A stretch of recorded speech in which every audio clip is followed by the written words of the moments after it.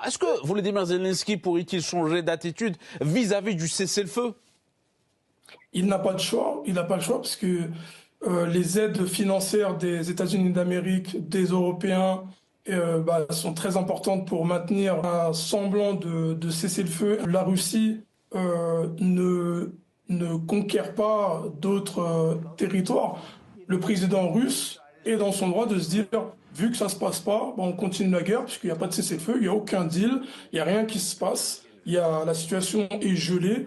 Donc moi, je vois le président de la Fédération de Russie potentiellement se dire qu'il peut avancer jusqu'à qu'il y ait un accord de paix. Et il aurait raison, parce qu'il n'y a rien qui, avec ces échanges d'une violence absolue, fait que le président de la Fédération de Russie recule devant l'inertie des États-Unis et de l'Ukraine. C'est pourquoi l'Europe doit jouer un rôle clé pour fédérer tous ces pays, la Russie, l'Ukraine et les États-Unis d'Amérique, dans une table ronde qui va permettre diplomatiquement d'assurer le gel des positions de chacun, côté ukrainien, côté russe.